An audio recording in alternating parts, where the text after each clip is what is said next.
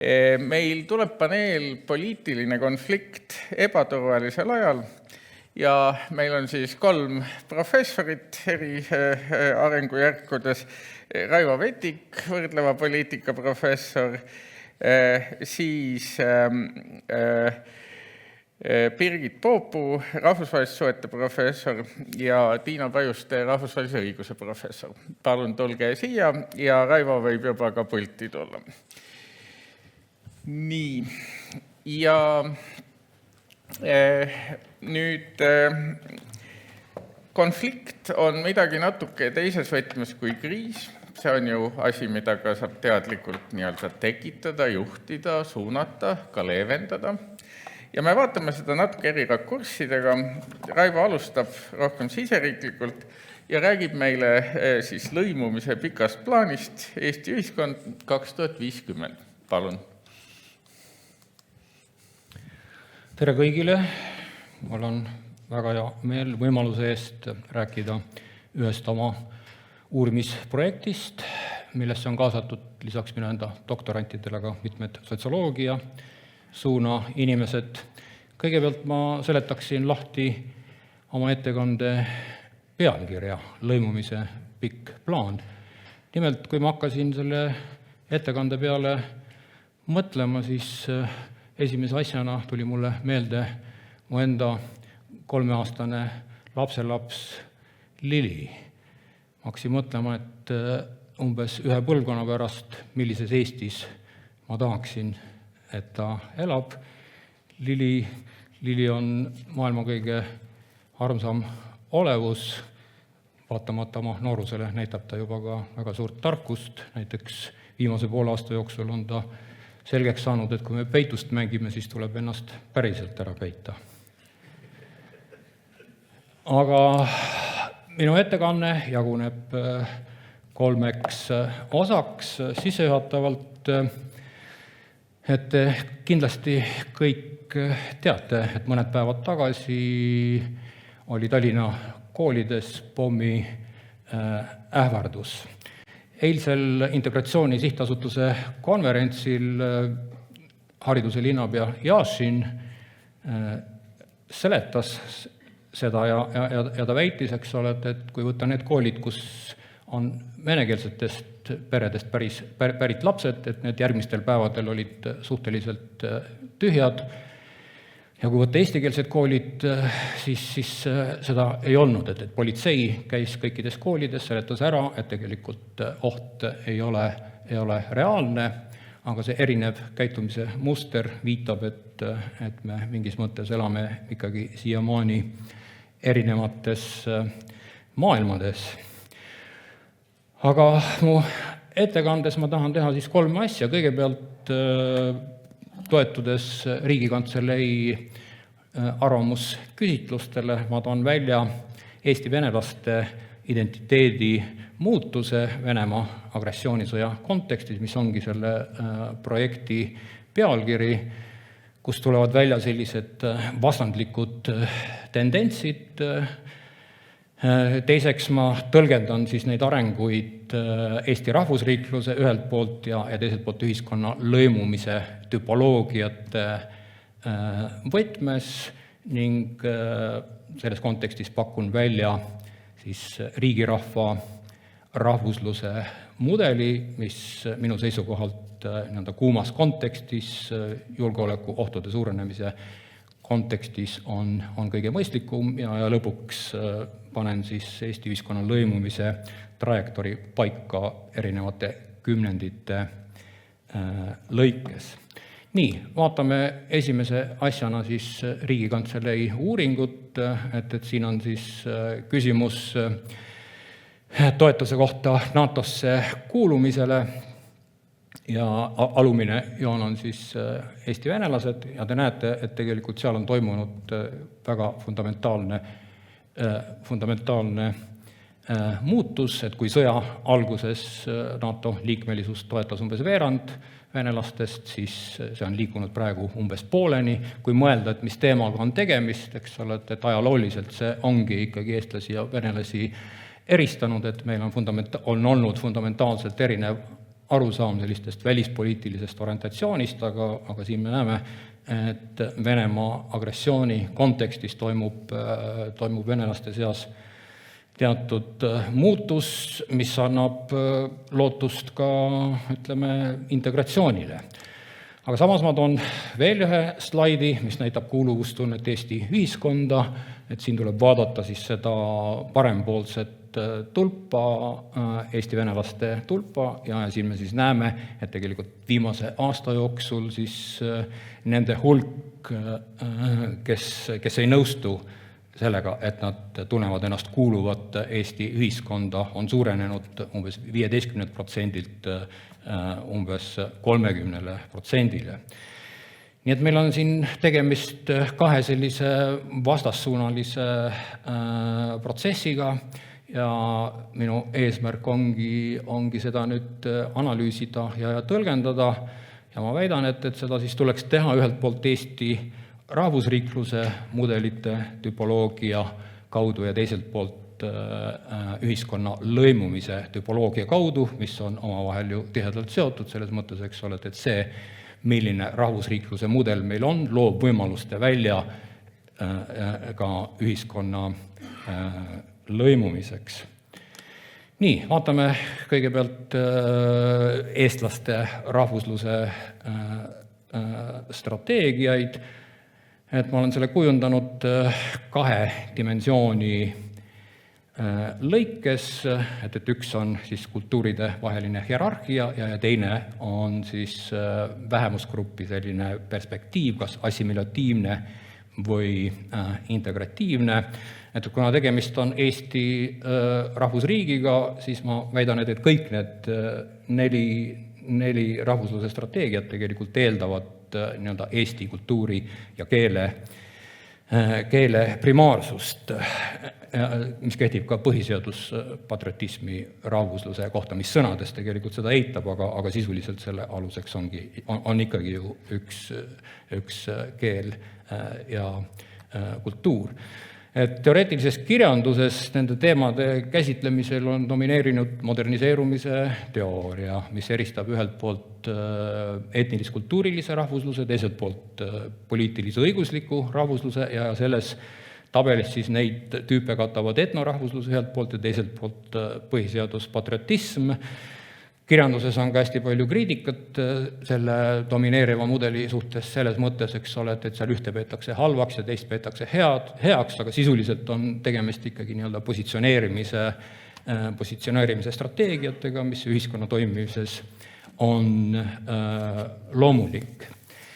Ja selles kontekstis siis tabel toobki sisse 12 mudelit. Üks on taktikalise multikultuurilisuse rahvuslus, mis on seotud Eesti Teadusagentuuri omal ajal tellitud projektiga RITA ränne, millest ma räägin mõne slaidi pärast natuke täpsemalt, ja teine on siis riigi rahva rahvusluse mudel. Nüüd, kui ma siia kõrvale toon Eesti venelaste kohanemise strateegiat, et see tabel nii-öelda põhineb John Berry akulturatsiooni mudelitel, kus on kaks dimensiooni, üks on oma kultuuri säilitamine või mittesäilitamine ja teine on soov osaleda laiema ühiskonna asjades või sellest hoidumine, et selle teise dimensiooni olen ma siin ümber teinud vastavalt praegusele kontekstile, et nii-öelda teravdanud seda John Berry sõnastust, et ühelt poolt siis eestimeelsus ja teiselt poolt Kremli-meelsus. Et selle joonise kõige tähtsam sõnum on see, et siin eestimeelsus on kirjeldatud kirjutatud suure algustähega, eks ole, me saame rääkida eestimeelsusest väikese algustähega, millele vastandub siis, ütleme, venemeelsus ka väikese algustähega või siis see vastandus ja see on tegelikult hästi põhimõtteline muutus ja see on teatud mõttes selle ettekandega üks selline põhisõnum, et välispoliitilise ohu suurenemise kontekstis on väga oluline tuua sisse just see suure algustähega eestimeelsus Selles mõttes, et kui me võtame väikese algustähega eesti meelsuse, siis mis vastandub vene meelsusele, siis tegelikult eesti venelastel puudub võimalus olla eestimeelne, sellepärast et nad nii-öelda etniliselt, kultuuriliselt on venelased.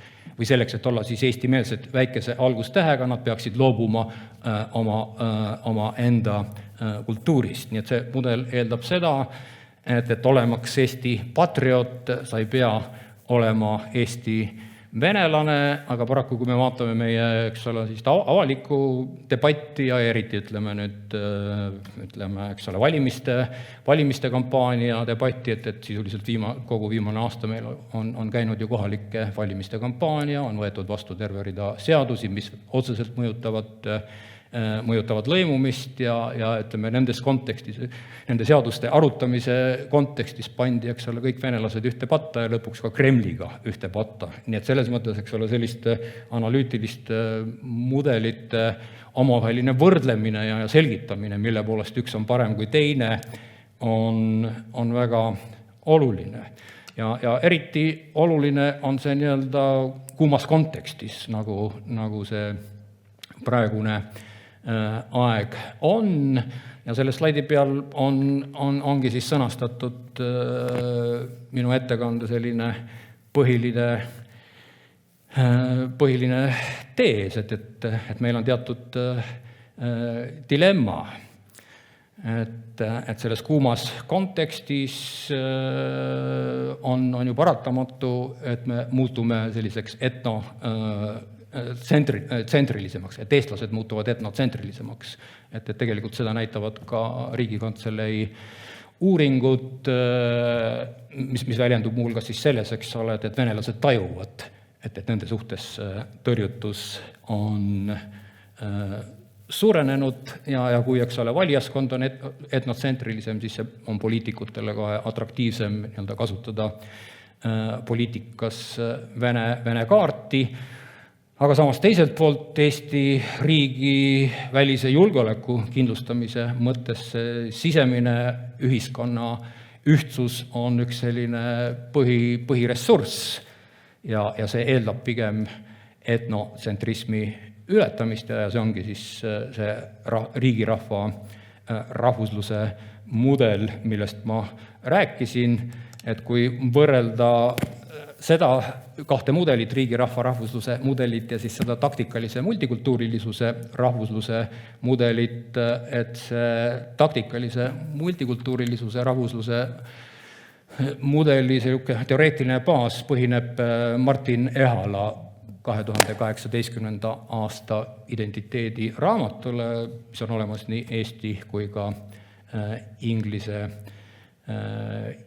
keeles ja kus jõutakse järeldusele, et nii-öelda pikas perspektiivis vene vähemus peaks Eestis assimileeruma, et see põhineb mitmikidentiteedi mõistel ja see põhineb ka tegelikult minu seisukohalt sellisel teoreetilisel mööda rääkimisel, kus identiteeti defineeritakse pädevuse mõttes, jättes sellise emotsionaalse komponendi kõrvale ja kus siis räägitakse nii-öelda kaasamise vajadusest, eks ole, see kaasamise välistamise analüütiline dualism on tegelikult ka ohtlik, eks ole, et kui me räägime kaasamisest, siis kaasata saab, kaasaja on, eks ole, nii-öelda enamusgrupp, vähemus ennast ei kaasa, enamus kaasab ja see tähendab automaatselt nii-öelda vähemuselt agentsuse äravõtmist ja kui me tahame, et eesti venelased oleksid Eesti patrioodid, siis see on ju vastuolus sellega, et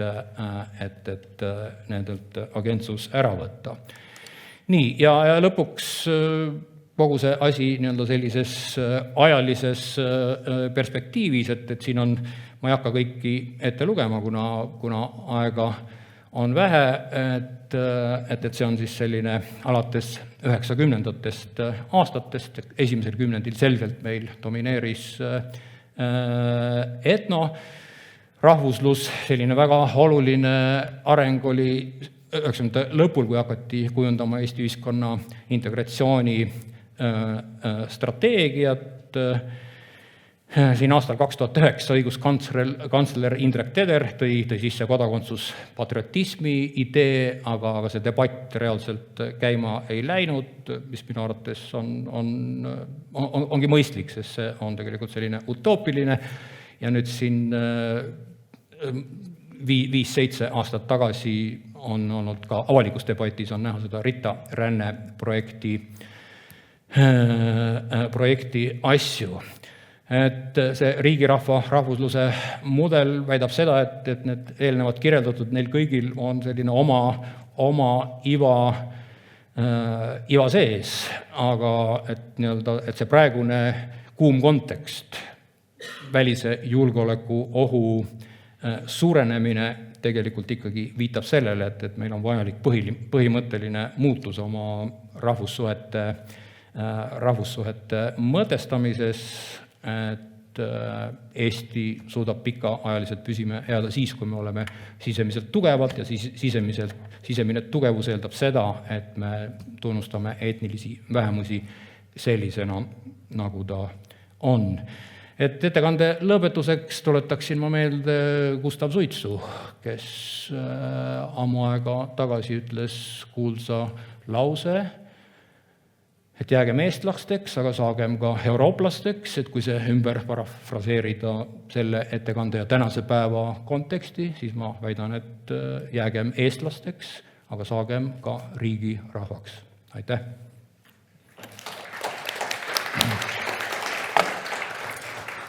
Aitäh Raivole, muuhulgas ka väga kompaktse ja selge ideede esituse eest, et me natuke võidame aega, saame rohkem arutada.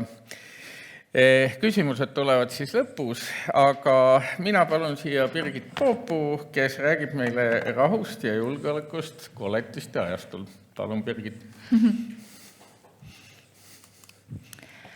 Tere kõigile!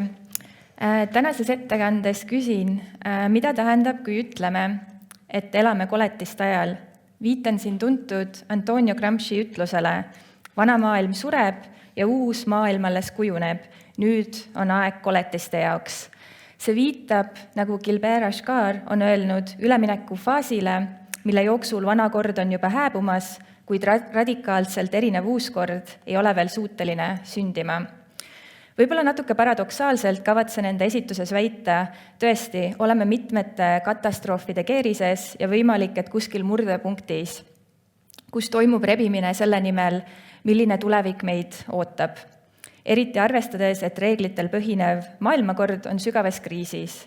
Samas on selge, et see murdepunkt ei ole midagi täiesti uut, sest nagu nähtub ka Gramsci ütlusest, oleme varemgi koletiste aegu tuvastanud või võib-olla isegi olulisemalt märkinud, et meie kogemused ei ole maailmas võrdväärselt olulised.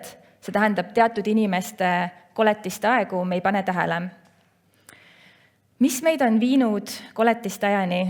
Leian, et selleni on viinud puudulik vägivalla kontseptsiooni mõistmine või tahe sellega komplekssemalt tegeleda.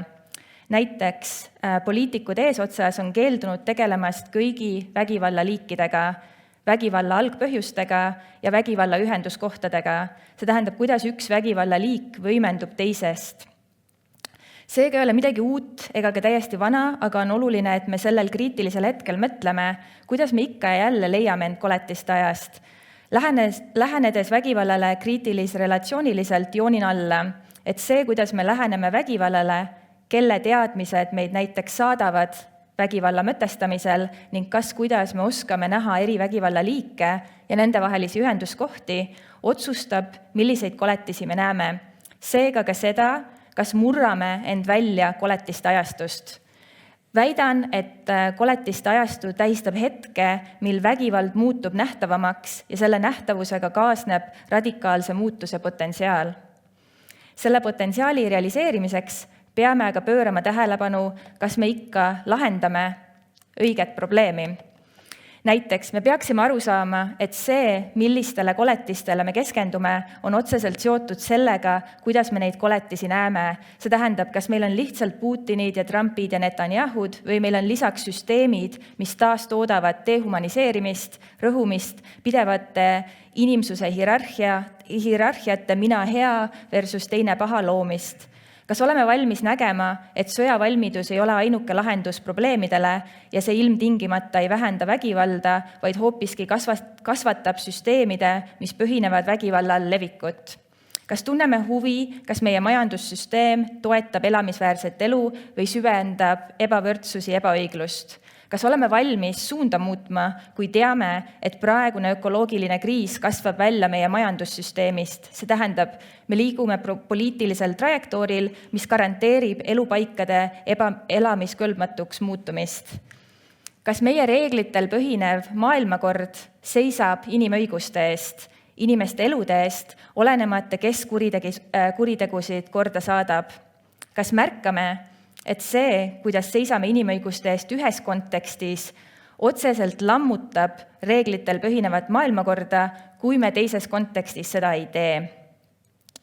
Meie trajektoor peaks ühtima teadlaste teadustöö ja rahvusvaheliste organisatsioonide leidudega, et meil ei ole muud võimalust, kui liikuda vägivallale reageerimisest, nii-öelda tulekahjude kustutamisest ja seega väga piiratud vägivalla käsitlusest, mis tähistab vägivalda kui sündmust, vägivalla ennetamise suunas. See tähendab, tegeleme kogu aeg tegevustega, mis vähendavad eri liiki vägivalda läbi inimlikema süsteemide loomise.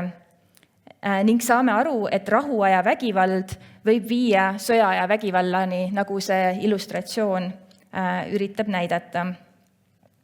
Me oleme täna olukorras, kus me oleme tunnistajaks genotsiidile Gazas, imperialistlikule ja järeleandmatule vägivallale Ukrainas, Sudaanis, Kongo demokraatlikus vabariigis, kuid samas halvab meid valikuliselt empaatiline reaktsioon mainitud vägivaldadele.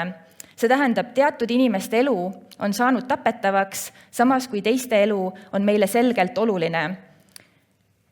Kuigi paljud osapooled nimetavad Ukrainaga toimuvad erandlikuks, siis tegelikult on see reegel, nagu globaalse lõuna kogemus näitab. Sestap peame alati lahti mõtestama mõistet koletiste ajastul elamine. Kas vägivald raputab meid kõiki sarnaselt või on teatud inimeste kallal toime pandud vägivald raputavam? Kas me kõiki koletisi ja nende vägivaldu peame ühtmoodi raputavaks? Seega muutub oluliseks, kuidas vägivalda mõistetakse. Tuginedes varasemale teaduskirjandusele, mis on vägivalla mõistet käsitlenud, seab see esmalt kahtluse alla mõiste koletiste ajastu erandlikkusest. Teiseks rõhutab see rahu- ja konflikti uuringutes tegutsevate teadlaste sõnastatud vajadust pöörata tähelepanu vägivalla mitmekesistele liikidele, kontekstidele ja ajalistele möötmetele, ehk siis selle rahu- ja sõjaaja ühenduskohtadele. Lõpuks esitan olulise küsimuse, kelle vägivalla kogemused on kesksel kohal ja kelle omad on jäetud äärealale või jäänud nähtamatuks. Leian, et kaks omavahel tihedalt seotud sammu on vajalikud, et praegust koletiste ajastu mustrit murda. Esiteks tuleb tõsiselt nihestada, kes saab vägivallast rääkida, ehk siis tegeleda teadmusloome poliitikaga, ja teiseks tuleb tegeleda vägivalla algpõhjustega, kui tahame liikuda suunas, mis murrab meid välja koletiste ajastust. Vägivald asetub spektrile, see ei teki tühja koha pealt. Selle sümptomid, niinimetatud füüsiline vägivald, on alati tihedalt seotud selle algpõhjustega, ehk siis vägivaldsete struktuuridega, mis seda toidavad. Ehk siis vägivalda toidavad kõik süsteemid, mis rõhuvad, tekitavad ebavõrdsust, dehumaniseerivad, kiusavad ja muudavad elu võimatuks. Oma artiklis räägin täpsemalt, et meil on vaja näha eri liiki vägivaldu ja nende ühenduskohti. Aru saada, et füüsiline vägivald ei teki tühja koha pealt. Vägivalla pisendamine ja või normaliseerimine siseriiklikult ja välispoliitiliselt loob soodsat pinnast vägivalla kasvuks. Veel, soodsat pinnast loovad süsteemide, mille keskmes on ebavõrdsuse, dehumaniseerimise, vaesustumise, elukeskkonna hävitamise vägivald. Samamoodi viib vägivallani loogika, kus suur osa meie ressurssidest ja energiast on orienteeritud militarismi süvendamisele, ehk siis vägivallale vastamise rõhk on vägivallal endil. Rahvusvahelise õiguse õõnestamine muudab vägivalla võimalikuks, sest see loob pinnase eranditeks ja vägivalla õigustamiseks või selle ees silmade kinnipigistamiseks. See normaliseerib koletiste ajal elamist või ei pane tähele, kui teatud inimesed elavad koletiste ajastul.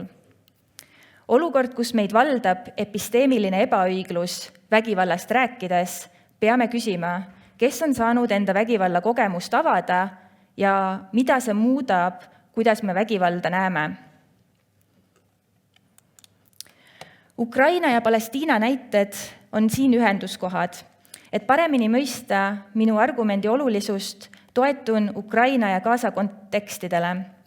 Esmalt on oluline, et me lihtsalt ei viita füüsilisele vägivallale vaakumis, vaid konteksti tundlikult küsime, kuidas see vägivald on võimalikuks saanud ja samal ajal kriitiliselt hindame, kelle kogemused on relevantsed erinevat tüüpi vägivalla kaardistamisel. Venemaa vägivald Ukrainas ei ole tekkinud üleöö, selle taga on imperialism, rassism, toksiline patriarhaat ja liigne militarism. Venemaa agressioonile Ukrainas eelnes imperiaalne vägivald nii Ukrainas endas kui ka mujal, Krimmi annekteerimine, president Bashar Assadi toetamine Süürias. Venemaa imperiaalse vägivalla taga on mitmete teiste toimijate dehumaniseerimine, inimsuse hierarhiate loomine. Eri tasanditel on tekitatud diskursused, mis võimendavad meie-nemad loogikaid, näiteks üldiselt slaavlased domineerivad teiste etniliste gruppide üle. Nii näiteks on Venemaa poliitiline ladvik järjepidevalt tegelenud Ukraina identiteedi ja õigusega iseseisvalt eksisteerida õõnestamisega. Siseriiklikult rõhub Venemaa erinevaid gruppe.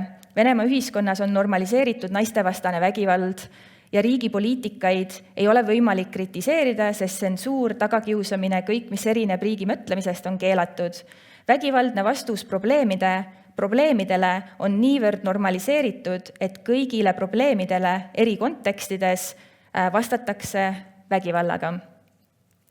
Väljaspool riigi piire ajendab vägivalda see, mida Ksenia Oksamitna kirjeldab kui tänapäevast Vene kolonialismi, mille juured on idees, et Venemaa on kõigi slaavi rahvaste või ehk kõigi kunagi Vene või Nõukogude võimu all olnud rahvaste loomulik juht või Nõukogude võimu all olnud rahvaste loomulik juht. Ja Vene kultuur on naabrite kultuurist parem. See, mil määral Vene režiim normaliseerib nii oma ühiskonnas kui ka sellest väljapool hierarhiade püstitamist, kus madalamasse kategooriasse määratud enamik peab kogema iga päev erinevaid vägivallaliike, näitab selgelt, et Venemaa paljude konfliktide ja sõdade kasvulavaks on tohutu ebavõrdsus. Iisraeli toime pandud genotsiidi Gazas võib kokku võtta sarnaseid mustreid täheldades, et Iisraeli vägivalla algpõhjused on istutatud asunduskolonialismi, mida tasub vaadata kui pikka protsessi, mille käigus on süvenenud Palestiina territooriumi okupatsiooni Iisraeli poolt. Lisaks on juurdunud apartheidirežiim, kus juutidele ja palestiinlastele kehtivad erinevad õigused. Palestiinlaste dehumaniseerimine on reegel, mis on teinud võimatuks palestiinlaste vägivalla kogemuste kuulamise. Ja seda erinevalt sellest, kuidas me võtame kuuldama ja peame oluliseks ukrainlaste hääli. Iisrael on Ameerika riigi sõjalise abi toel ehitanud üles sarnase sõjalise vägivaldse probleemide lahendamise viisi kui Venemaal. See tähendab Iisraeli reageeringut probleemidele iseloomustav lokkav militarism, mis müüb ennast maailmale fraasiga relvad, mis on testitud Gaza laboris palestiinlaste peal. Kahe konteksti vahel saab tuua sarnaseid jooni ja ka erinevaid mustreid. Rahvusvaheline üldsus teatud hetkedel suhtus liiga leigelt rahvusvahelise õiguse rikkumistesse, näiteks siis, kui Venemaa annekteeris Krimmi või kui Venemaa pani toime räigeid sõjakuritegusid, aidates Süüria presidendil pommitada haiglaid ja koole Süürias. Sarnaselt oleme läbi sõrmede vaadanud, kuidas Iisrael on samm-sammult asunduskolonialismi süvendanud, kuidas iga aastaga on okupatsioon läänekaldal läinud julmemaks ja blokaad Gazas muudetud ebainimlikumaks. Kuigi erinevusi on mitmeid, siis võib-olla olulisim neist peegeldab seda, kuidas lääneriigid reageerisid Venemaa agressioonile Ukrainas. Venemaa agressioon on hukka mõistetud, Venemaa narratiivi on ümber lükatud, veel enam Ukraina hääli, sealhulgas meie regiooni hääli üldisemalt, on kuulda võetud, mõtestamaks, mis seal aset leiab. Rahvusvahelise õiguse eest on seistud sõnas ja tegudes, samal ajal kui sarnast reaktsiooni Iisraeli sõjakuritegudele, mis on hästi dokumenteeritud, ei ole. Pigem on igal sammul toimunud rahvusvahelise õiguse õõnestamine, palestiinlaste häälte summutamine ja seega ka võimetus tõmmata piiri Iisraeli tegevustele. Veel üks oluline mõttekoht. Mitte kummagi vägivalla puhul ei ole piisavalt keskendutud laiematele vägivaldsetele struktuuridele, mis taastoodavad konfliktide ja sõdade taastulekut. Süsteemide, mis rõhuvad või süsteemide, mis kasvatavad ebavõrdsust, saab tegeleda juhul, kui globaalsel tasandil otsustatakse, et tegeleme nii-öelda koletistega ka rahuajal. Arutame, mida on vaja teha, et seljatada dehumaniseerimist ja rõhumist toetavaid süsteeme. Seega nende näidete varal me näeme, et rahu ja sõda koletiste ajal ei ole kõigile ühtmoodi hirmus, kui nii saab öelda. See tähendab, me ühes kontekstis alarmeeritult tunnistame, et on toimumas täiesti harukordne sündmus, mis selgelt raputab reeglitel põhinevat maailma, samas kui teises kontekstis me pisendame koletiste ajastut. Ja ma võtakski nüüd lühidalt kokku selle sedasi valikuliselt vägivallaga toimetades ja sealjuures ignoreerides vägivalda meie enda ühiskondade igapäevas ja neid erinevaid süsteeme, mis tegelikult vaikselt sillutavad teed järgmisse koletiste aega, me tegelikult kordame ühte ja sama mustrit. Me oleme kinni koletiste ajas nii kaua, kuni me ei ole valmis vägivallaga selle komplekssuses tegelema. Aitäh! Aitäh, Birgitile! Ja nüüd ma palun siia Tiina Pajuste, kes on ka meil instituudi direktor, ja tema räägib meile rahvusvahelise õiguse jõust ja jõuetusest konfliktide lahendamisel. Palun, Tiina.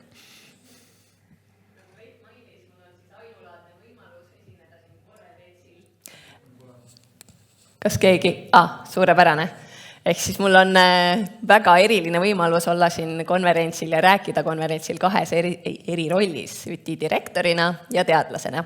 Nüüd ma panen siis selle teadlase mütsi pähe ja räägin ühest oma põhilisest uurimisvaldkonnast, milleks on siis rahvusvahelise õiguse roll rahuprotsessides.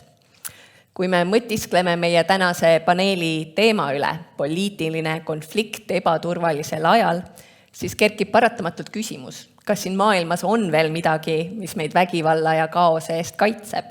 Mis hoiab meid olukorras, kus relvad räägivad rohkem kui reeglid?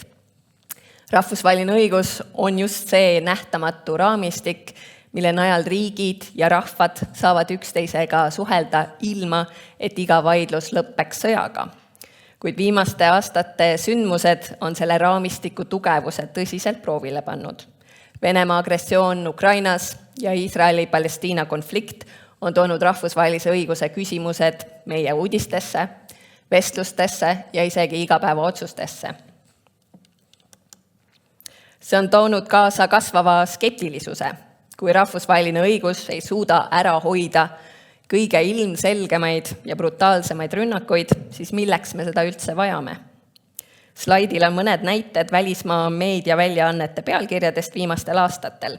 Küsitakse, kas me oleme tunnistajateks rahvusvahelise õiguse surmale, mainitakse rahvusvahelise õiguse kriisi ja tuuakse esile murrangulist hetke rahvusvahelise õiguse jaoks olukorras, kus valitsused ja ettevõtted rikuvad avalikult reegleid. Aga enne kui järeldame, et rahvusvaheline õigus on jõuetu või mõttetu, on oluline peatuda ühel põhilisel küsimusel. Mis on rahvusvahelise õiguse ülesanne Kas see on peatada sõjad? Muidugi me kõik seda sooviksime, aga õiguslike reeglite kehtestamine ei tähenda, et õigusrikkumisi enam ei toimu. Nii on see riigisiseses õiguses kui ka rahvusvahelises õiguses. Või on rahvusvahelise õiguse roll ka midagi muud? Rahvusvahelisel õigusel puudub politsei, oma armee, täitev aparaat. Selle jõustamine sõltub riikidest endist. See on nii tugev, kui on riikide soov seda järgida. Ja see on nii nõrk, kui nõrk on riikide poliitiline tahe. Ja ometi rahvusvaheline õigus ei ole jõuetu. Kui need reeglid oleksid tõesti tähenduseta, ei kulutaks suurriigid nii palju aega ja vaeva, et oma tegusid õigustada just rahvusvahelise õiguse sõnavaras. Nad võiksid ju lihtsalt öelda, me teeme, sest me suudame. Aga nad ei tee seda. Nad soovivad peita oma agressiooni, sekkumise või okupatsiooni alati mõne rahvusvahelise normi taha, tuues ettekäändeks enesekaitse, genotsiidi ennetamise, humanitaarse sekkumise või enesemääramise õiguse. Nagu slaidilt näha, on iga suurem rahvusvahelise õiguse rikkumine viimastel aastatel tulnud koos terve õigusliku selgituspaketiga. Riigid proovivad jätta muljet, et nad tegutsevad enesekaitses või inimõiguste kaitseks. Isegi need, kes rahvusvahelisi norme rikuvad, tunnevad vajadust esineda nende kaitsjatena. See nähtus on tegelikult väga kõnekas. See tähendab, et ka reeglite rikkujad tunnistavad nende olemasolu ja mõju. Sest maailmas, kus kõik otsused on nähtavad ja hinnatavad, ei piisa enam relvadest ja majandusvõimust. On vaja ka legitiimsust. Ja legitiimsus tuleneb reeglitest, mitte ainult jõust. Nii võib öelda, et rahvusvaheline õigus mõjutab ka neid, kes seda eiravad. See ei pruugi peatada sõdu, kuid see kujundab viisi, kuidas sõdu õigustatakse ja kuidas neid hinnatakse. See kujundab avalikku arvamust, diplomaatilist survet ja ajaloolist hinnangut. Kui riigid tunnevad, et peavad end õigustama rahvusvahelise õiguse kaudu, siis on see tõend, et õigusel on endiselt moraalne ja poliitiline jõud. Vaatame näitena Venemaa argumente seoses nende agressiooniga Ukrainas. Esiteks, Venemaa tunnustas Donetski ja Luganski rahvavabariike kui iseseisvaid riike ja väitis, et need palusid abi Ukraina väidetava rünnaku vastu. Seega esitati agressiooni kui kollektiivset enesekaitset ÜRO põhikirja artikli 51 alusel. Aga muidugi rahvusvaheline kogukond ei tunnustanud neid üksusi riikidena. Riigi staatus ei teki üksnes ühe riigi ühepoolse tunnustamisega. Seega ei saanud neil olla õigust sõlmida julgeolekukokkuleppeid ega kutsuda vägesid appi. Teiseks, Venemaa väitis, et peab takistama genotsiidi Donbassi piirkonna venekeelsete elanike vastu. Venemaa tugines rahvusvahelisele kohustusele genotsiidi ennetada, viidates siis genotsiidi konventsioonile. Samas oli ilmselge, et venekeelsete elanike vastu ei olnud toimuvas genotsiidi. Seetõttu ütles ka 2022. aastal rahvusvaheline kohus, et genotsiidi väidet ei saa kasutada ettekäändena Ukraina ründamiseks ja nõudis Venemaalt sõjategevuse lõpetamist.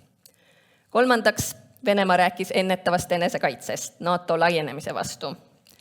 Rahvusvaheline õigus ei luba enesekaitset hüpoteetilise tuleviku ohu vastu. Enesekaitse eeldab tegelikku rünnakut. Neljandaks, kasutati retoorikat venekeelsete elanike kaitsmisest Ukrainas. Seda oli Putin ka varem kasutanud Gruusias ja Krimmis. Argument seisneb selles, et riigil on õigus kaitsta oma rahvuskaaslasi teises riigis. Aga rahvusvaheline õigus ei tunnista õigust kaitsta diasporaad läbi territoriaalse rünnaku. Tsiviilisikute kaitse tagamine ei anna õigust ületada teise riigi piire. Need Venemaa ponnistused leida õiguslikke argumente, mis tema tegevust õigustaks, näitavad seda, et rahvusvahelise õiguse reeglitel on endiselt jõud. Rahvusvahelise õigusel on konfliktide ennetamisel ja lahendamisel mitu funktsiooni. Rahvusvaheline õiglus määrab, mis on lubatud ja mis keelatud riikide ja relvastatud osapoolte käitumises. Olulisemad normid on muidugi jõu kasutamise keeld, välja arvatud enesekaitseks, inimõigused ja sõjapidamise reeglid ehk humanitaarõigus. Seega rahvusvaheline õigus määratleb käitumispiirid ja ühise keele, mille alusel hinnata, kes rikub reegleid ja kes mitte.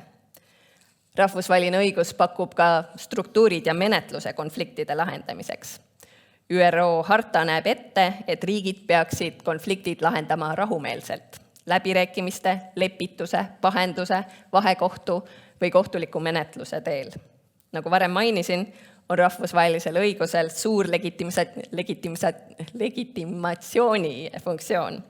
Osapooled kasutavad rahvusvahelisi norme oma väidete ja positsioonide õigustamiseks. See mõjutab ka rahvusvahelist toetust, mis võib olla diplomaatiline, majanduslik või sõjaline tugi. Kes käitub õigusega kooskõlas, võib olla poliitiliselt sama oluline kui sõjaline tugevus. Rahvusvaheline õigus pakub nõrgemale poolele vahendid ja õigusliku keele, mille abil pöörduda rahvusvahelise üldsuse poole, otsida toetust ja kaitset.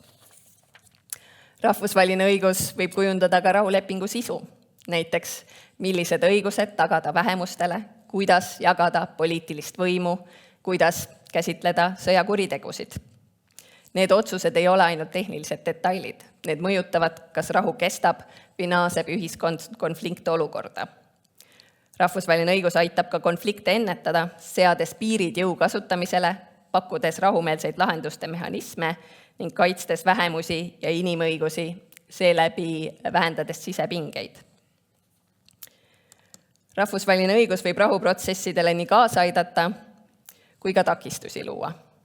Positiivses võtmes aitab see piirata äärmuslikke nõudmisi. Kui pooled tulevad läbirääkimistele väga kaugetelt positsioonidelt, siis rahvusvahelised normid annavad mingi etteantud raami. Need näitavad, kus on mõistlike lahenduste piirid. See aitab vältida olukorda, kus üks pool nõuab midagi, mis oleks rahvusvahelise õiguse järgi nagunii välistatud ning seega vähendab vastastikust frustratsiooni. Teiseks loob õigus neutraalse viitepunkti. Pooltel on lihtsam nõustuda lahendusega, mis tulenevad reeglitest ja mitte vastaspoole tahtest. See aitab ületada psühholoogilise barjääri. Kui kompromiss ei ole vastase nõudmine, vaid rahvusvahelise õiguse kohane lahendus, siis on selle aktsepteerimine vähem häbistav. Kolmandaks annab rahvusvaheline õigus nõrgemale poolele rohkem argumenteerimisjõudu. Väiksem või sõjaliselt haavatavam osapool saab tugineda rahvusvahelistele lepingutele ja normidele, et oma nõudmisi õigustada ja rahvusvahelist toetust kaasata. Samuti struktureerib õigus rahulepingu sisu. Inimõigused, vähemuste kaitse ja võimu jagamise mehhanismid ei ole juhuslikud, vaid tuginevad rahvusvahelistele standarditele. Ja lõpuks aitab rahvusvaheline õigus rahul püsida. Kui rahu on sõlmitud õiguslikult siduvate kokkulepetega, mille täitmist jälgivad erinevad institutsioonid ja rahvusvahelised organisatsioonid, siis on väiksem oht, et konflikt kiiresti taastub. Õiguslik raam hoiab rahu paigas ka siis, kui usalduspoolte vahel veel ei ole taastunud. On ka erinevaid tööriistu, mis rahuprotsessides abistada saavad. Ja ühe sellise loomisega olin ka mina seotud, kui ma töötasin Cambridge'i ülikoolis Legal Tools for Peacemaking projekti kallal, siis koostöös ÜRO lepituse tugiüksuse ja ühe USA IT-firmaga lõime analüütilise rahulepingute andmebaasi. Languageofpeace.org aitab siis rahuprotsesse sellega, et koondab varasemate rahulepingute tekstid ja sätted ühte otsitavasse andmebaasi ja see võimaldab siis läbirääkijatel ja vahendajatel kiiresti näha, kuidas sarnaseid küsimusi on varem lahendatud. See annab praktilisi näiteid ja keelelisi formuleeringuid, mida saab siis kohandada uutes tingimustes. Ja fotol me siis esitleme seda andmebaasi ÜRO-s. Rahvusvahelisel õigusel võib olla rahuprotsessides ka takistav mõju. Mõnikord muudab see läbirääkimised liiga jäigaks. Kui normidest ei tohi kõrvale kalduda, jääb kokkulepete ruum kitsaks. Samuti võib õigus raskendada kompromisse, eriti vastutuse ja amnestia küsimustes. Kui nõutakse protsessis liiga vara sõjakuritegude kohest karistamist, võivad pooled rahu asemel valida sõja jätkamise, sest nad kardavad karistust. Näiteks Lõuna-Sudaanis nõudsid rahvusvahelised vahendajad rahulepingutesse väga ulatuslike sõjakuritegude menetlemise sätteid, mis muidugi moraalselt ja õiguslikult oli arusaadav, aga poliitiliselt ei olnud pooled selleks veel valmis. ja tulemus oli läbirääkimiste edasilükkumine, rahu edasilükkumine ja inimsurmade jätkumine. Küsimus ei ole muidugi selles, kas õigusrikkumisi tuleks menetleda, muidugi tuleks, aga selles, mis järjekorras ja millal. Lisaks võivad välised vahendajad suruda peale lahendusi, mis ei sobi kohaliku olukorraga. Standardmudelid ei pruugi vastata tegelikule sotsiaalsele ja ajaloolisele kontekstile. Ja lõpuks õiguste keele ülekasutamine võib varjutada poliitilise tegelikkuse. Ainult normidele viitamine ei lahenda identiteedi ega territoriaalseid pingeid, mis konflikti tegelikult kannavad. Seega rahvusvaheline õigus on rahuprotsessides nii tööriist kui väljakutse. Selle mõju sõltub sellest, kuidas, millal ja mis eesmärkidega seda kasutatakse. Tekib küsimus, kuidas siis edasi liikuda ja tagada või taastada rahvusvahelise õiguse maine. Rahvusvaheline õigus ei vaja radikaalset ümberkujundamist. Probleem ei ole reeglites endis, vaid nende järjekindlas rakendamises. Rahvusvahelised normid on olemas. Jõu kasutamise piirangud, inimõiguste kaitse, rahu ja julgeolekuraamid. Küsimus on selles, kas riigid neid reegleid päriselt järgivad ja kas rahvusvaheline kogukond on valmis rikkumistele selgelt ja ühetaoliselt reageerima. Samas on rahuprotsessides vaja alati hoida tasakaalu õigluse ja paindlikkuse vahel. Vastutus sõjakuritegude eest ja kannatanute tunnustamine on rahu püsivuse seisukohalt hädavajalikud, kuid kui nõudmised on läbirääkimiste hetkel liiga jäigad, võib üks pool otsustada, et tal pole mõtet rahulepinguni jõuda. See tähendab, et rahu ei ole kunagi ainult õiguslik küsimus. See on ka strateegiline ajastus ja usaldusest taastamise protsess. Oluline on ka see, et lahendused ei tohi tulla väljaspoolt valmis kujul. Rahvusvaheline õigus ja vahendajad saavad pakkuda tööriistu ja mudeleid, kuid toimiv rahulepe peab sobituma kohaliku poliitilise kultuuri, ajaloo ja kogemusega. Universaalsed lahendused ei toimi, kui need ei vasta konflikti tegelikele põhjustele ja identiteetidele, mis seda kujundavad. Ja lõpuks, rahvusvahelise õiguse legitiimsus sõltub sellest, kas reeglid kehtivad kõigile ühtemoodi. Kui suurriigid või meie liitlased võivad normidest mööda vaadata, kaotab õigus oma autoriteedi. Kui aga reeglid kehtivad ka neile, kelle võim on suurim, siis muutub rahvusvaheline õigus mitte lihtsalt deklaratsiooniks, vaid päriselt toimivaks raamistikuks, millele saab rajada püsivama ja õiglasema rahu. Kokkuvõtvalt, rahvusvaheline õigus on jätkuvalt fundamentaalse tähtsusega. Mitte sellepärast, et ta alati toimiks ideaalselt, vaid seetõttu, et alternatiivid on oluliselt kehvemad. Ilma rahvusvahelise õiguseta jääks maailm 2 variandi vahele, kas täieliku anarhiasse või jõuõiguse loogikasse, kus õigus kuulub sellele, kellel on jõud ja võime seda kasutada. Rahvusvaheline õigus loob ühise keele, mille abil me saame hinnata konflikte, pidada läbirääkimisi ja otsida õiglasemaid lahendusi. See ei ole täiuslik süsteem, aga see on ainus raamistik, mis võimaldab meil üldse rääkida õiglusest, vastutusest ja rahust. Aitäh teile!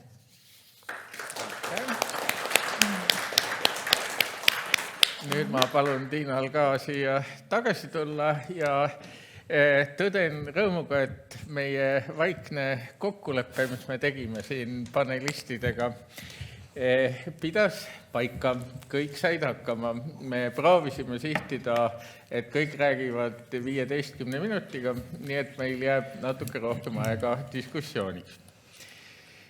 Ma teen sellele diskussioonile hakatuse niisuguse väikse ülemineku nüüd ettekannetest arutlevamasse võtmesse ja siis on kõigil võimalik küsida küsimusi. Et ma ütlen, kui see aeg tuleb ja küsige julgelt, minul on ka loomulikult küsimusi tagavaraks, aga ma arvan, meil on palju toredam, kui kõik oma küsimusi siit saalist hakkavad küsima. Aga nüüd proovime seda infot, mis me viimase 2 tunni jooksul saime, kuidagi siis sorteerida. Et meil on ju esmapilgul üsna eripalgelised konfliktid, millest me rääkisime. Neil on ka ühisjooni selles mõttes, et nad on suured konfliktid. Ühiskonnas on ju ka mikrotasandi konflikte või tavalist poliitilist võitlust. Aga siin me räägime ikkagi sellistest fundamentaalsetest ja ütleme ikkagi pikaajalistest konfliktidest. Mäletame, Erik Terk meile rääkis, et on selline ikkagi ka raksakas ja siis tuleb see pidevam kriis.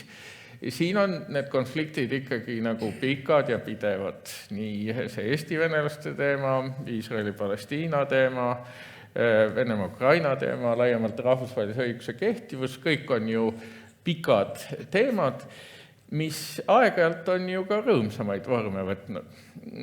Ütleme, Nõukogude Liidu juhtimine enamiku ajast oli Ukraina taustaga liidrite käes, Hruštšov, Brežnev ja nii edasi. Aga teatud aegadel võtavad siis väga terava ja inetu kuju, võib-olla ikkagi kõige tugevam näide sellest on seesama Palestiina konflikt, kus seda inetust on päris palju toimunud.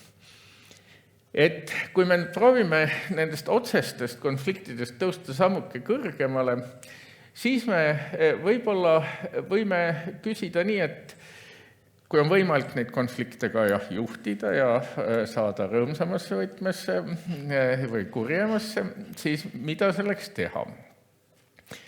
Ja üks nagu küllalt hea raamistik sellele vastamiseks pärineb Manuel Castellsilt, kes rääkis sellest, kuidas siis toimub töö erinevat sorti identiteetidega, identiteetide loomisega.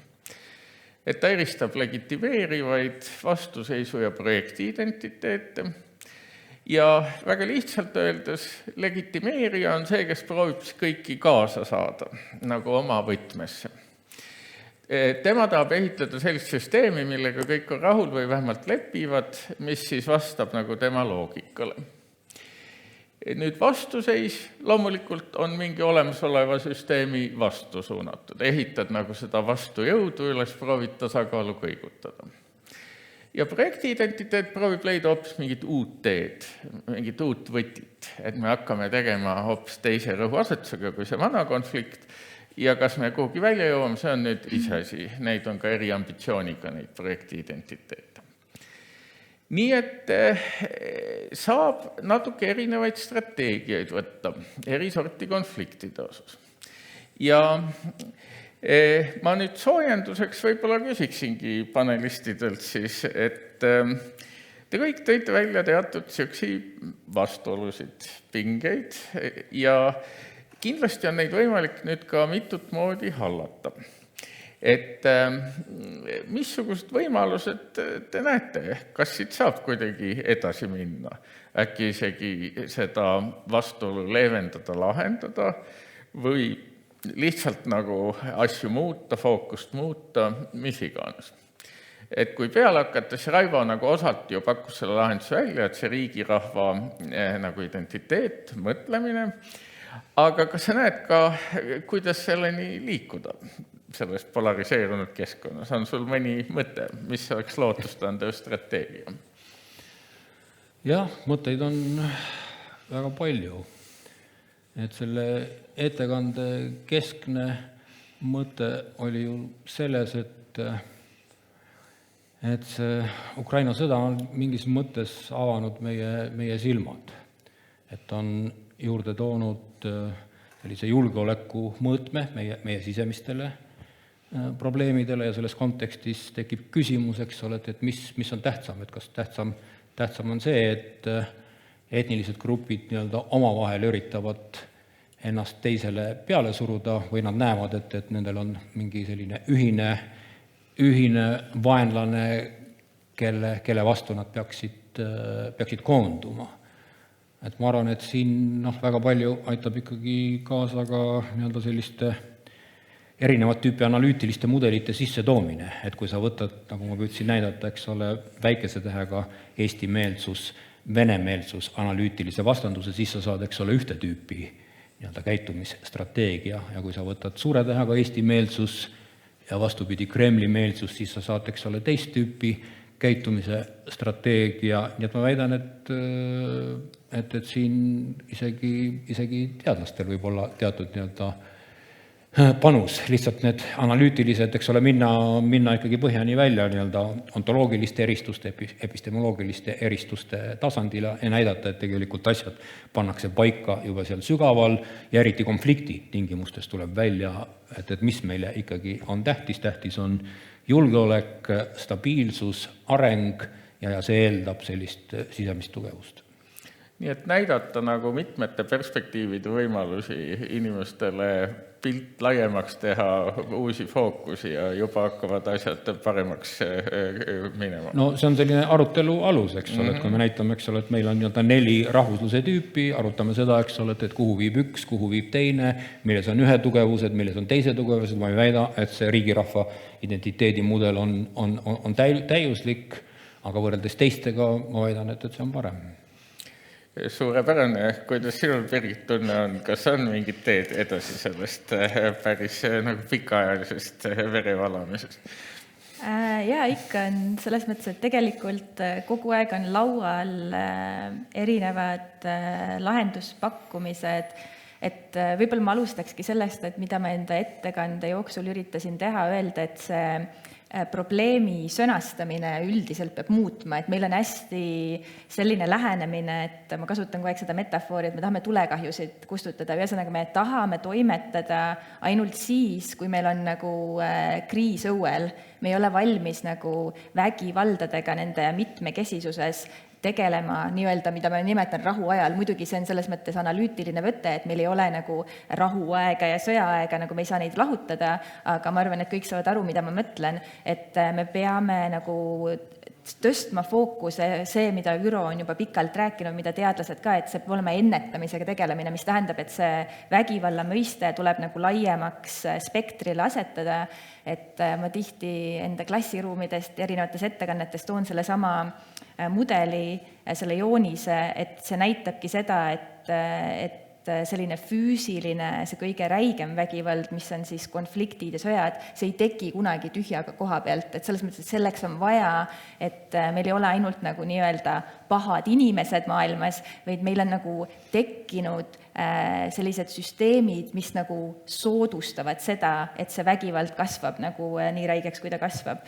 Et siis ma tahaks ütelda, et see probleemi püstitus tuleks muuta rahuajal tõsiselt erinevate vägivaldadega tegeleda, et oleks võimalik sellest rääkida. Ja siis teine asi, mis ma tegelikult tõstatasin ja mis on ka Üro agendas, kes saavad nagu tegelikult rahust ja samamoodi nagu vägivallast rääkida, sest et nende kogemuste kuulamine on hästi oluline, et samamoodi nagu Üro agenda 1325, mis on naised, rahu ja julgeolek, see räägibki sellest, et meil tegelikult 2000-ndate algusel toimus murranguline muutus, sest et me saime aru, et me tegelikult ei ole kaardistanud teatud inimgruppide kogemusi, et millist vägivalda nemad kogevad. Ja samamoodi on noorte rahu ja julgeoleku agenda, mis räägibki sellest, et me peame samamoodi andma noortele võimaluse enda kogemusi ja enda teadmisi pakkuda, et jõuda lahenduseni. Et mõistagi see ei ole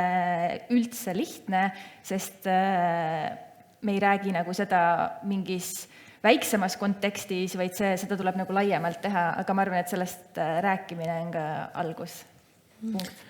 Ja Tiina juba natuke ka rääkis, kuidas rahvusvahelist õigust võiks nagu vaadata rahvusvahelise poliitika ohjamise kontekstis ja riikide huvide ohjamise kontekstis. Aga kas sa näed siit ka mingisugust veel sammu edasi? Jah, see on jällegi, mis rollis siin rääkida. Puhta rahvusvahelise õiguse teadlasena mul on suur kiusatus öelda, et hakkamegi siis neid reegleid korralikult täitma igas olukorras sõltumata kontekstist ja siis ongi kindel viis neid olukordi lahendada reeglite põhiselt. Aga muidugi see ei ole nii lihtne ja on väga üksikud riigid, kes oma välissuhtluses on nii rangelt iga kord rõhutamas rahvusvahelise õiguse reegleid, lihtsalt tuleb olla väga teadlik, et iga kord, kui me võtame välispoliitilise otsuse, kus me ei rõhuta samu reegleid sarnastes kontekstides samamoodi, me nõrgendame seda nagu tuge, mis me saame. Et meil on eestlased alati tahavad uskuda, et rahvusvaheline õigus kaitseb meid Venemaa eest, kaitseb meid rünnakute eest, aga kui me ise oma välispoliitikas oleme ka valikulised ja kohaldame seda erimoodi, siis iga sellise tegevusega me nõrgestame seda üldsüsteemi, et tuleks ikkagi arvestada poliitilise kontekstide teiste vajaduste ja mõjutustega, aga olla järjekindel.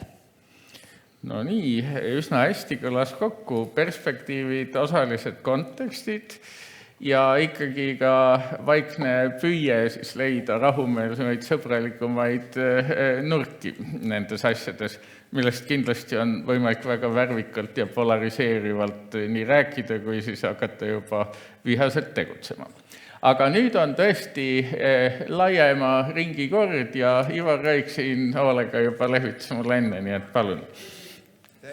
Esimene küsimus juba kibelesin hommikul võtma, aga nüüd on õige aeg. Kuulge, kallis Tiina Pajuste, kui me hakkame nüüd seda õigust kõike rakendame, mis meil on rahvusvaheliselt loodud, siis me ei saagi ju Venemaalt seda vetot ära võtta. Võib-olla on vaja meil uut õigust luua ka, mitte hakata kõike rakendama. See on nagu esimene märkus, aga see ei olnud mul üldse põhiline küsimus. Põhiline küsimus on see, et me anname tagasivaadet Tallinna Ülikooli sotsiaalteadlaste 10-aastasele tegevusele. Juubelit tähistatakse, ikka vaadatakse tagasi.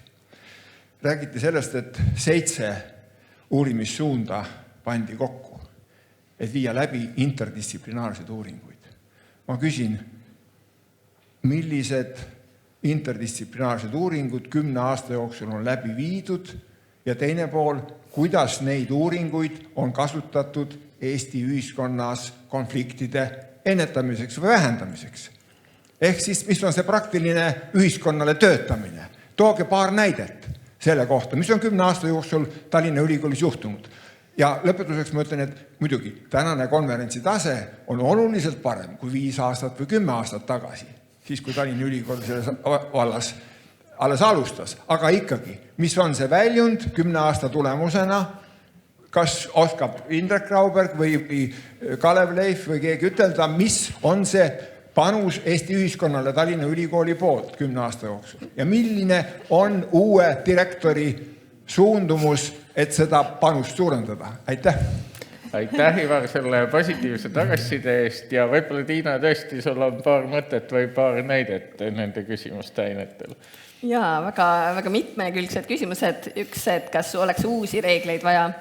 See on selline alatine küsimus, et kas me peaks ÜRO süsteemi muutma, kuna Venemaa veto on nii suur takistus ja muidugi kõik seda tahaks, aga kui me tahame seda õiguspäraselt teha, siis on Venemaa nõusolekut nii-öelda selleks vaja. Ehk siis ainus reaalne alternatiiv on uue organisatsiooni loomine, aga mis motiveeriks neid veetoõigusega riike selle organisatsiooniga liituma. Ehk siis ei ole tegelikult häid lahendusi kahjuks sellele probleemile. Ja üti ja mida me oleme teinud 10 aasta jooksul ära. Neid interdistsiplinaarseid uuringuid on kahjuks nagu nii palju, aga ma suunan etise leheküljele, et seal on need väga hästi välja toodud ja mitte ainult siis nende suundade, kes siin praegu istuvad, aga meil on väga palju selliseid Eesti ühiskonnale suunatud väga koos ministeeriumite, kohaliku omavalitsuse üksustega, et me oleme väga palju suutnud ära teha ja ma olen väga uhke uue direktorina nende projektide üle ja ma kindlasti soovin olla nagu osa sellest, kes vaatab, et me teeme seda ka tulevikus ja veel nähtavamalt. Seepärast, et probleem ongi selles, et need võib-olla ei ole olnud nii nähtavad, et me oleme teinud palju ära, aga kas ka laiem ühiskond seda tunnetab või on sellest teadlik, et see on kindlasti asi, millele mina uue direktorina väga palju tähelepanu pööran, et me oleksime nähtavamad. Ja Raivo tahab juurde öelda? Jaa, et ma väidaksin niimoodi, et meil ju enamus asju on interdistsiplinaarsed ja mõned asjad on rohkem nähtavad ja teised asjad on vähem nähtavad. Kui ma mõtlen enda peale, et kus ma nagu nähtav olen olnud viimase 10 aasta jooksul, siis võib-olla esimene asi on, et aastal 2015 ma olin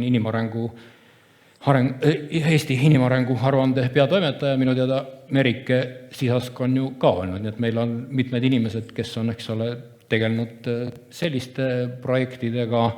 kui ma võtan integratsiooni monitooringud, siis nendes on kaasatud väga erinevad inimesed, sotsioloogid, politoloogid ja teised. Nii et see oli väga hea küsimus, mis andis võimaluse meil ennast kiita. Aitäh sulle! Jaa, et kuivõrd sa mind ka nimetasid, siis minul on näide võib-olla ka hästi laiast interdistsiplinaarsusest, et ma just praegu teen ühte projekti, mis keskendub siis demokraatlikule kodanikuharidusele.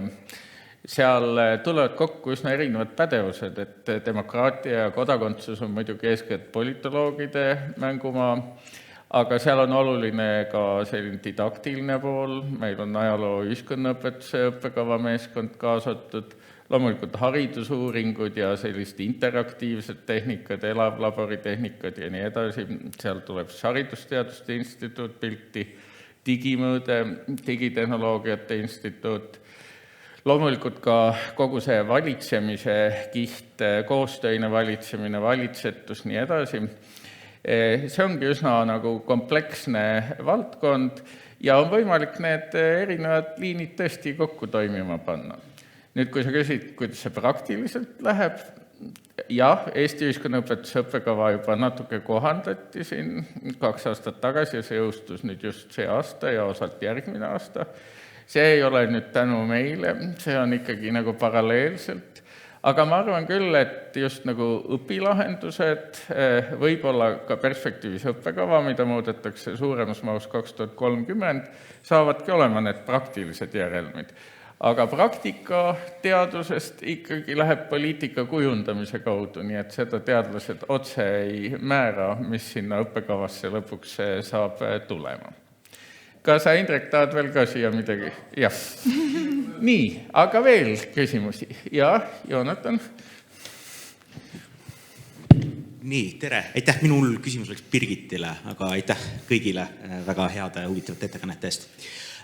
Mind huvitaks, Birgit, äkki saad natuke jagada, ma juba vabandan, et võib-olla küsin niisuguse suure keerulise küsimuse.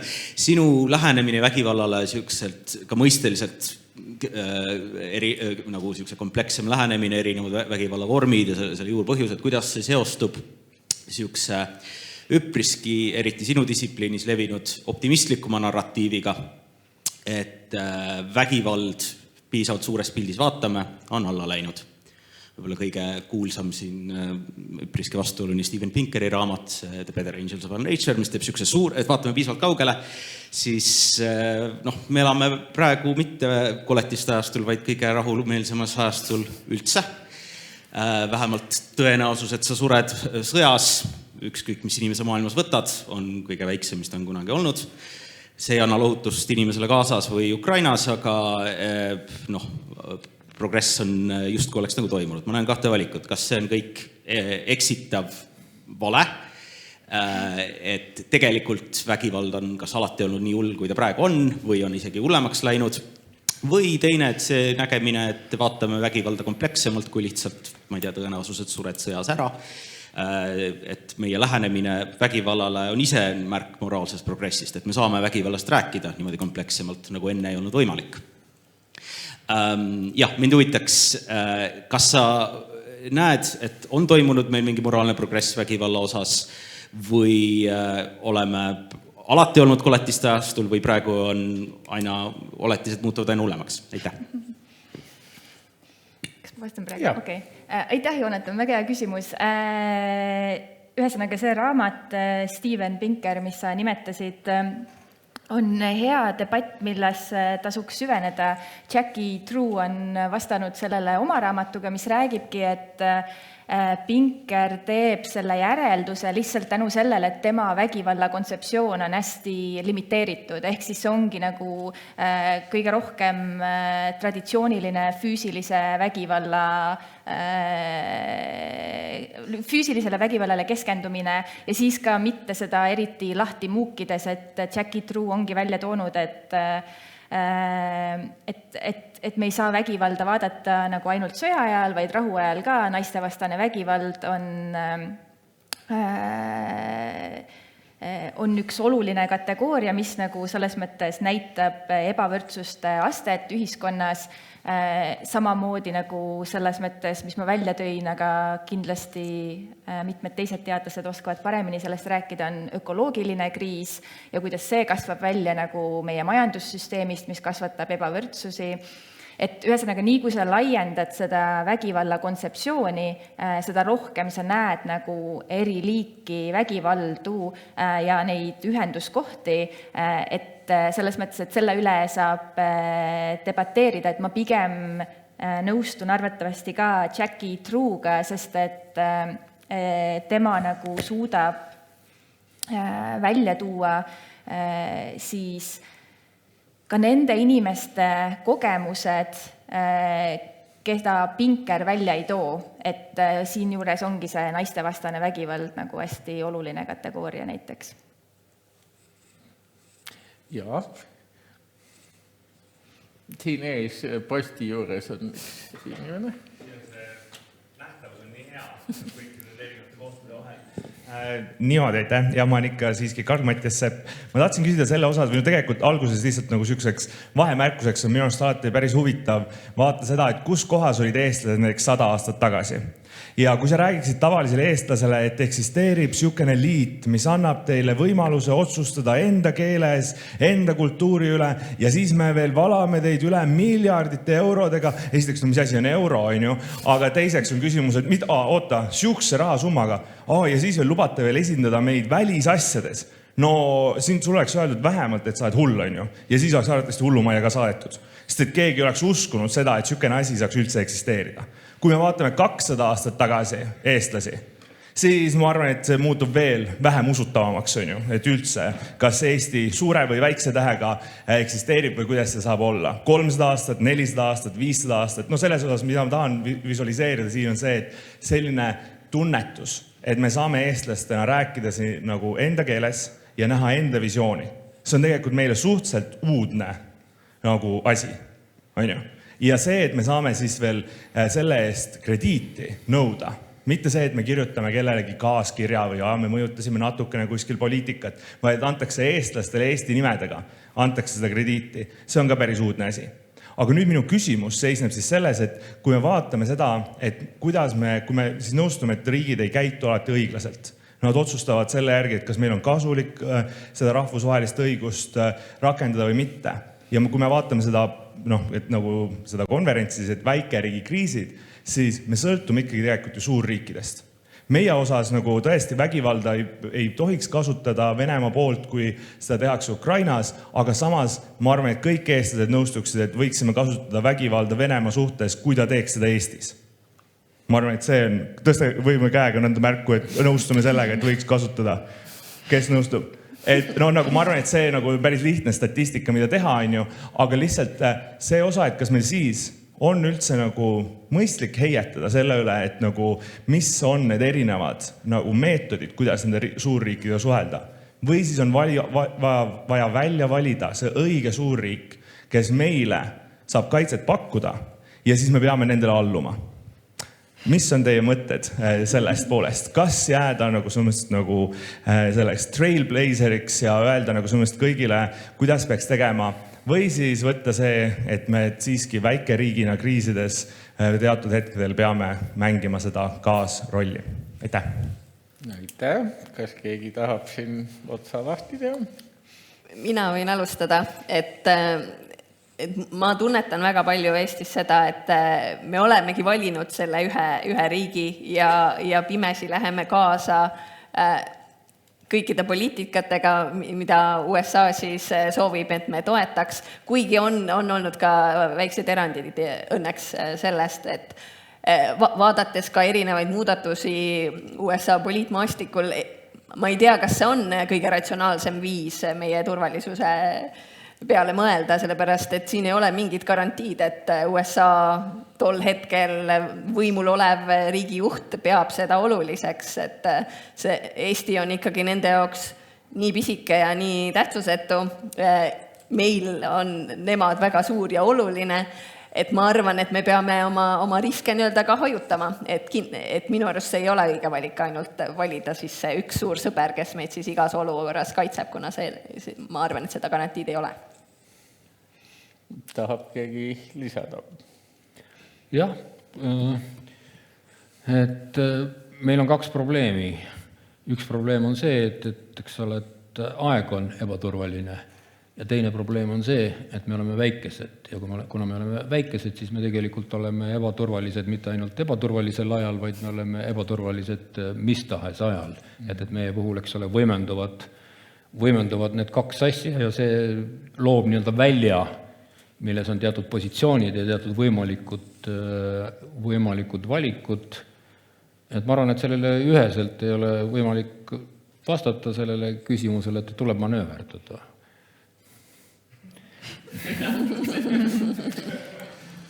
Ja ma võib-olla hästi kiirelt, sest et ma nõustun, mis eeskõnelejad ütlesid, aga võib-olla lisaksin, et vaata, sa alustasid enda küsimust sellest, et me ei ole ette näinud, et millised muutused nagu tulevad. Et võib-olla meil ongi vaja lisaks sellele, et me reageerime ja tegeleme probleemidega, nende sõnastamisega ja nii edasi. Me tegelikult lubame endale utoopilist nagu sellist mõtlemist ka, et mida see parem maailm endast kujutab, sest et see nii-öelda suurriikidega lihtsalt kaasa minemine, see nagu õõnestab mitmeid alustalasid tegelikult, mis hoiavad meie inimesi ja meie turvalisust. Et ma arvan, et mingi lühinägelikult hüpata ühte paati ühe toimijaga ei ole mõistlik, et me pigem peaks nagu vaatama, et tirime selle pildi laiemaks, et kuidas me üldiselt ehitame enda riiki ja maailma korda niimoodi, et sellel hetkel, kui on ebaturvalisus, meil on millele najatuda, mitte ainult ühele toimijale ja suvaliselt niimoodi toimetades, sest et see hakkab ka paljudele silma, nagu praegugi on Eesti topeltstandardeid välja toodud pidevalt. Et lubame endale ka kujutleda mingit teistsugust maailma ja selle nimel töötada. Ma võib-olla see nii palju ütleks juurde, et kui ajaloost rääkida, siis alati ei ole Eesti ajalugu ainult must olnud. Läheme 1000 aastat tagasi, viikingi aja lõpp, viikingid hõivavad Venemaad, ei olnud ka Eesti üldse pommiauk ja kõige tähtsusetum koht.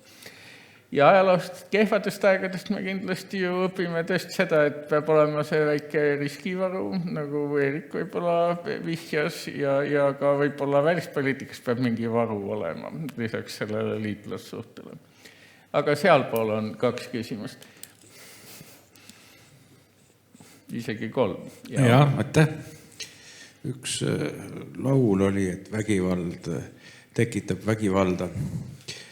Et ilmselt osa vägivallast on siiski ette nähtav, need samad, mis me siin kirjeldasime, Venemaa vägivald Ukraina osas ja siis Iisrael ja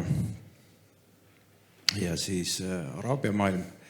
Et neil on ikkagi ju natuke sarnane üks osa narratiivist, et pool maailma tuleb kõigepealt nutma panna, et sa oled palju kannatav. Kas sa kannatasid esimeses maailmasõjas nagu Venemaa või sa oledki kannatanud alates piibli algusest kuni siis praeguse ajani. Ja siis on sul teatavad suuremad õigused ja võimalused kui mitte nii väga kannataval rahval. Et kas seda nii-öelda narratiivi kujunemist on ka kuidagi proovitud uurida või sellele läheneda? Aitäh. Nüüd me võtame küll kella vaadates need 2 küsimust siit eest ka ära, sest te olete nii kaua juba lehvitanud. Siis te saate kindlasti vastuse. Aitäh. Solveig Niitra Rahandusministeeriumist. Mina tahtsin küsida tegelikult laiemalt siis selle kohta, kuhu meie maailm on praegu liikumas nii konflikti lahendamise mõttes kui rahvusvahelise õiguse mõttes. Et meil on viimaste kriisidega tulnud esile alternatiivsed nii-öelda teenusepakkujad konflikti lahendamises, nagu näiteks Katar, Türgi ja nii edasi. Ja mina tahtsin küsida, kuidas teie tajute, kuidas see on üldse muutmas seda konflikti lahendamise maastikku, kas lääs hakkab nii-öelda tagasi pöörduma või nagu oma rolli tagasi võtma konflikti lahendamises ja rahvusvahelises õiguses ja kas globaalne lõuna eesotsas näiteks siis ka Hiinaga, kellele meie enda välisminister ütles hiljuti, et nad oleksid väga rõõmsad selle üle, kui Hiina aitaks neil Venemaaga konflikti lahendada. Et kuidas meie maailm on hetkel siis muutumas, et kas lääne roll hakkab siis vähenema ja kas alternatiivsed nii-öelda siis teenusepakkujad hakkavad esile tõusma? Aitäh! Aitäh! Ja siit veel küsimus. Mul on küsimus, olen jurist ja Tallinna Ülikooli vilistlane. Mul on selline küsimus, et 24. oktoobril 1945 sai siis ÜRO põhikiri 80 aastat. Ja praegu, kui vaadata seda ühiskonda ja mis edasi läheb elu ja nii edasi, kas ÜRO põhikiri vajaks muutmist või mitte? Aitäh! Nüüd on hea parts küsimusi ja kes tahab alustada? Raivo? Ja ma võtaks selle narratiivide küsimuse, sest see on mu uurimisteemale lähedasem. Et küsimus oli siis, et Venemaa kasutab teatud narratiive ja Iisrael kasutab teatud narratiive ja kõik teised kasutavad ka teatud narratiive, et kas seda uuritakse, et uuritakse küll, et on olemas isegi, ütleme, spetsiifilised teooriad, näiteks narratiivse positsioneerimise teooria, Rom Harre ja teised autorid, et poliitika toimibki nii-öelda positsioneerimise kaudu asümmeetrilisel väljal, kus on erinevad positsioonid, kellel on erinevad huvid ja mida kaitstakse siis erinevate narratiividega, et narratiivid, jutustused, enda õigustamine, teise süüdistamine, see on keskne teema, mida poliitikateadustes uuritakse. Ma võib-olla siis jätkaks, et rahvusvahelises õiguses seda pigem ei vaadata, kuna see ei ole mingi õigustus siis reeglite painutamiseks või murdmiseks, et see ajalooline kontekst või varasemad kannatused ei mõjuta seda reeglite, ei peaks mõjutama, kuidas siis reegleid kohaldatakse. Muidugi on otsene lähiajalugu rünnak, millele siis rünnakule võib muidugi vastata, aga selline ajalooline taak kaasa ei tule.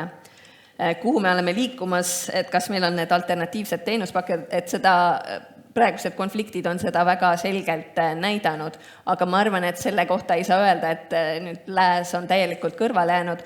Ma arvan, et see just näitab seda, et millised on need osapooled nendes praegustes konfliktides ja keda nemad on nõus nägema nende vahendajatena. Et sellepärast on jah, Euroopa Liit on jäänud kõrvale, ÜRO on võib-olla väiksem roll, kuna need sellised mittedemokraatlike riigipead ei ole nõus nende vahendusega ja samas kõik soovivad, et rahuprotsess liiguks edasi, nii et mingit vahendust on vaja ja siis need uued teenuspakkujad on näinud seda võimalust ja kindlasti nad siis suurendavad oma kaalu rahvusvahelises suhtluses selle kaudu. Ja kas ÜRO põhikiri vajaks muutust? Seda on palju arutatud, et kindlasti ta vajaks, kas seda muudetakse? Ei, kuna kui seda alustatakse seda protsessi, siis neid muudatusi tuleks nii palju, konsensust ei leitaks. Väiksed protsessi muudatused, selguse loomised, kuidas näiteks ÜRO peasekretär valitakse, et sellised väiksed muudatused toimuvad pidevalt ja mingid positiivsed asjad on seal toimunud, aga sellist põhikirja teksti kallale minemist, seda ma ei usu, et seda juhtub. Okei, ma tunnetan, et hästi palju asju on juba vastatud, et ma võib-olla keskendun ka sellele teisele küsimusele, mis oli konflikti lahendajatest ja ma ütlen võib-olla hästi üldisemalt, et kui nagu viimased teadusdebatid näitavad ka seda, et üldse nagu kuhugi rahuni jõuda, siis on vaja hästi palju kaasata kohalikke hääli. Et võib-olla see on üks asi, nagu, mida kindlasti tasub kaaluda ja teine asi on lihtsalt see, et kõik on hästi kontekstis sõltuv. Et see, millised osapooled tulevad ja kindlasti neil ei saa olla selles konfliktis roll, et ma jätan lihtsalt siia lauale selle, et see, et USA näiteks praegu rahuplaaniga lagedale tuli, ei aita kuidagi kaasa, sellepärast, et nendel on seal konfliktis, nad on osalejad ise. Ühesõnaga, selle saab veel pikemalt vastata, aga ma praegu tõmbaks selle joone siin alla. Jaa, meil on kõik nii tublid, et ma riskin võtta veel ühe küsimuse, kui kellelgi on lühem küsimus. Tahab veel keegi? Kui mitte, siis hakkame seda arutelu kuidagi kokku tõmbama, et me nägime neid kriise üsna nagu mitmekesiste pilkudega, aga nägime ka teid edasi. Ja võib-olla tahavad nüüd kõik panelistid veel öelda kuskil 20 sekundit mingisugust omapoolset lõppsõnumit. Kordan oma põhisõnumit, et rahvusvaheline õigus on oluline, me peame olema väga siuksed mõtestatud selle kasutamises ja et see säilitaks seda olulist rolli ka tulevikus. Ja võib-olla ma lisan siis, et vägivallaga tegelemine peab alguse saama sellest, et me näeme vägivalla erinevaid liike, neid ühenduskohti ja kuidas rahuaja ja sõjaaja vägivald on omavahel seotud. Et kui meil ei ole seda komplekssemat arusaama, siis me tegelikult kütame edasi selles samas mustris, mis tegelikult taastoodab nagu neid erinevaid vägivaldu. Ja mina tuletaksin meelde jälle Gustav Suitsu, jääme eestlasteks, saame riigirahvaks. Nii, ja mina omalt poolt ütlen, et me ju rääkisime päris keerukatel ja vastuolulistel teemadel, et nende üle oleks võinud palju koledamini rääkida. Aga ma olen väga rahul, et me näitasime, et Tallinna Ülikooli ühiskonnateadlased, nii siin toimetajad kui vilistlased, suudavad neist teemadest rääkida väga rahulikult, intellektuaalselt, aga siiski ka süvitsi minevalt. Ja ma arvan, see on niisugune hea koosloome, mis meil siin arutelublokis toimus. Et aitäh esinejatele ja aitäh ka osalejatele.